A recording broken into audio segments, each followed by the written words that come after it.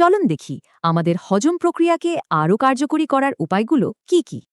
আচ্ছা, আমরা যেভাবে খাই সেটা কি হজমের উপর সত্যি কোনো প্রভাব ফেলে? হজম প্রক্রিয়াকে উন্নত করতে আমরা মূলত 5টি বিষয় মাথায় রাখতে পারি। প্রথম বিষয়টা হলো খাওয়ার গতি। এটা নিয়ন্ত্রণ করা কিন্তু খুব জরুরি। আসলে ধীরে খেলে আমাদের শরীর হজমের জন্য ঠিকঠাক প্রস্তুতি নিতে পারে। এরপর দ্বিতীয় বিষয়, খাবার পেটে যাওয়ার আগে তাকে ছোট ছোট কণায় পরিণত করা। খাবার যত ভালোভাবে চিবানো হবে, এনজাইম তত সহজে কাজ করতে পারবে। তৃতীয়ত, আমাদের মন আর হজমের মধ্যে কিন্তু একটা গভীর সংযোগ আছে।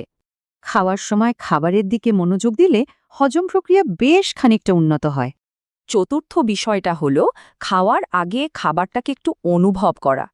যেমন ধরুন, খাবারের গন্ধ বা তাপমাত্রা হজম প্রক্রিয়াকে প্রস্তুত হতে সাহায্য করে। আর সবশেষ অর্থাৎ পঞ্চম বিষয়টা হলো পেটের ধারণ ক্ষমতা বোঝা।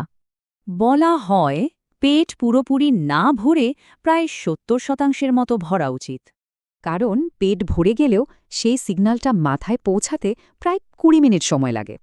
তাহলে সংক্ষেপে এই 5টি সহজ ধাপেই হজম প্রক্রিয়া উন্নত করা যায়।